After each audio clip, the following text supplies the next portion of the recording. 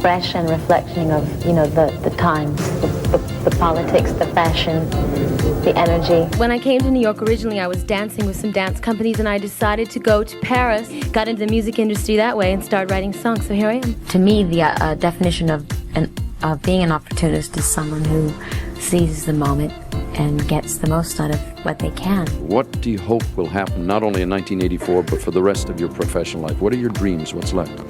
To rule the world. Don't just sit there, let's get to it. Speak your mind, there's nothing to it. Vote! And if you don't vote, you're gonna get a spanking. Am I right? Have you sort of pushed the envelope a little bit with each one? With every video you've tried some new things, if only to be experimenting for your own reasons? Well, I think that's what art is all about, experimenting. But it is an expression.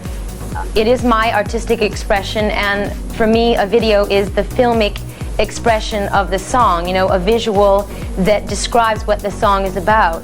And you've got to listen to the words of the song. You know, it's about a woman who's talking to her lover, and she's saying, tell me your dreams, am I in them? Tell me your fears, are you scared?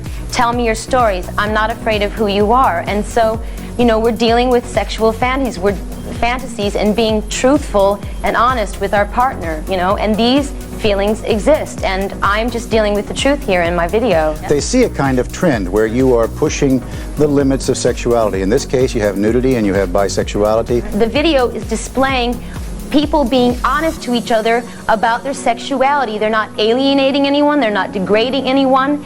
It's about honesty, it's about the celebration of sex. There's nothing wrong with that, okay? Well, I think I've grown up a lot, and I think that having a baby is, you know, I feel like I'm starting over. I mean, I look back at my life and I go, oh my God. Do you regret a lot of those things? I think we talked about this a bit before. No? I had to go through, that was my karma. I had to go through what I had to go through to arrive where I am right now. My big thing in life is not about vote for this person or vote for that person or vote for this cause or vote for that cause. My thing is take responsibility for yourself and the world around you. Bring it in, bring it in.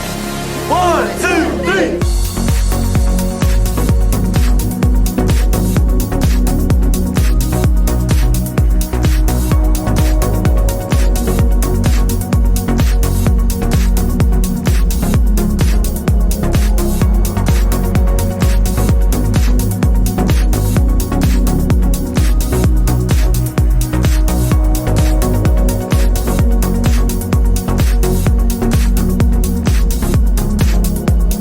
It feels reductive. Look it up.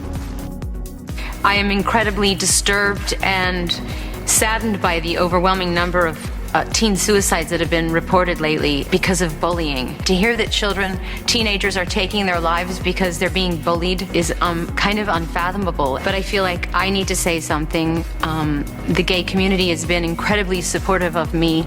I wouldn't have a career if it weren't for the gay community. The concept that we are torturing teenagers because they're gay, it's kind of, like I said earlier, it's unfathomable. It's like, you know, we've all come together to live as one, and we have no right to judge people by the color of their skin, by the religious path they want to follow, by the sexual preference that they have. I mean, I feel like I've been fighting for what they've been fighting for. I've been doing that my entire career. I'm glad and happy to finally have some solidarity. As women, we have to start appreciating our own worth and each other's worth.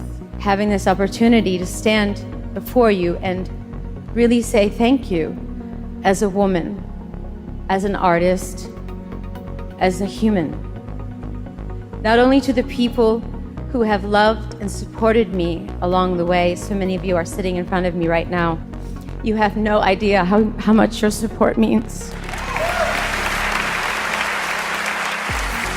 But to the doubters, the naysayers, to everyone who gave me hell and said I could not, that I would not, that I must not, your resistance made me stronger, made me the fighter that I am today, made me the woman that I am today. So thank you.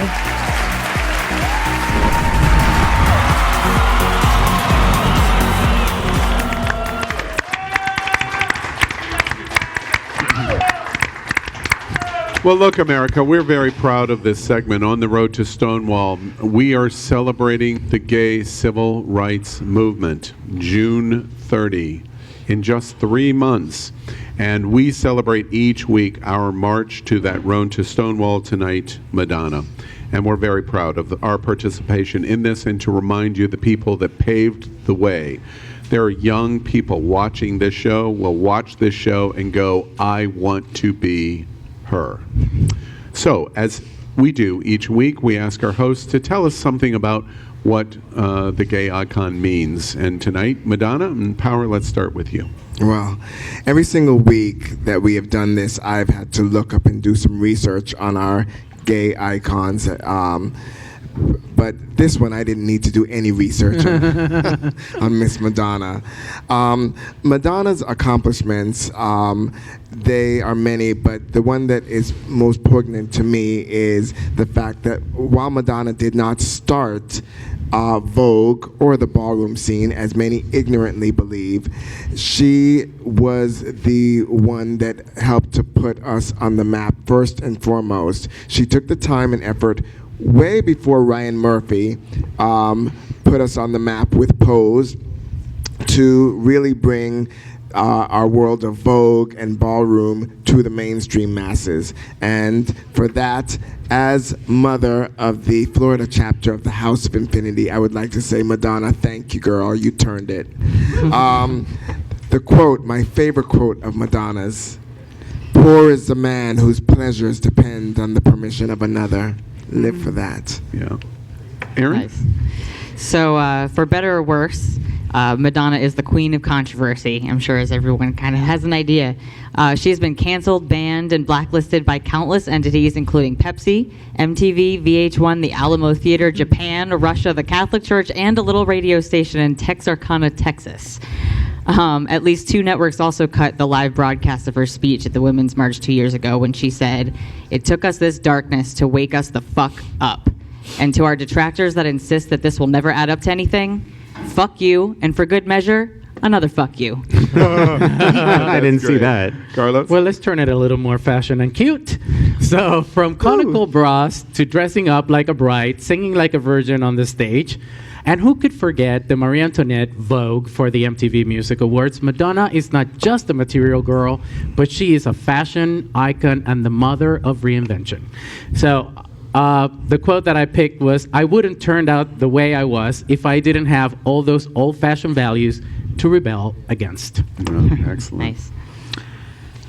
So we know Madonna as the risque, controversial queen of insubordination. But what you did not know is that Madonna was actually an A student, overachiever. Wow. She also was a cheerleader and a disciplined dance student, which earned her a full ride to University of Michigan, which she actually dropped out of and ran away to New York, and then that's what happened. Because okay,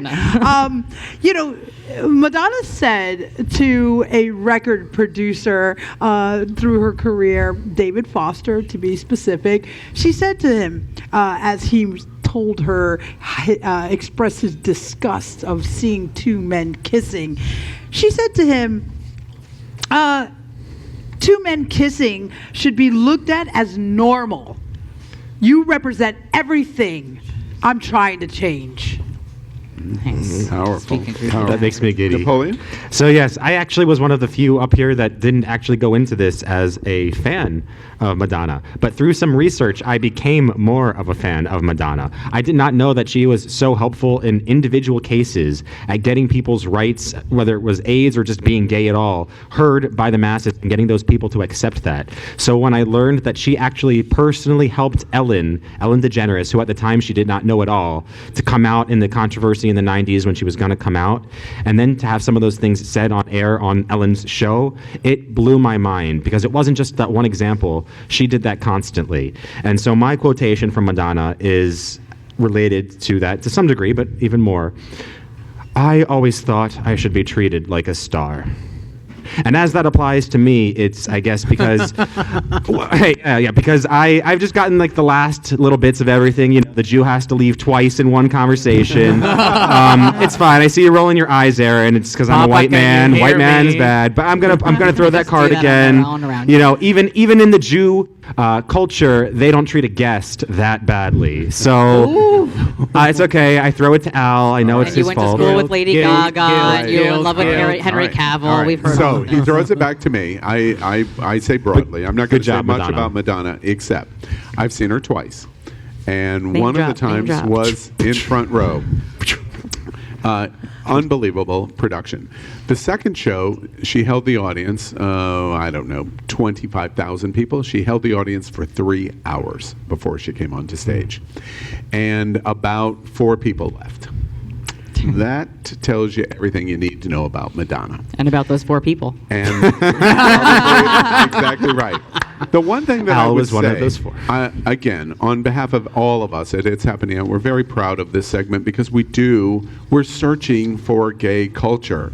And our Stonewall celebration on June 30th is so mammothly important to us because it unites all of us regardless of who or what we are in our community. And by the way, that includes our straight allies, which brings us to this gay icon.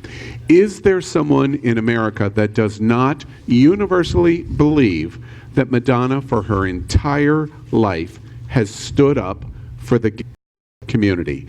If that is true, we have justified why she is a gay icon and is celebrated all the way to Stonewall, June 30th. And we're happy to do that tonight for Madonna. Because I was you.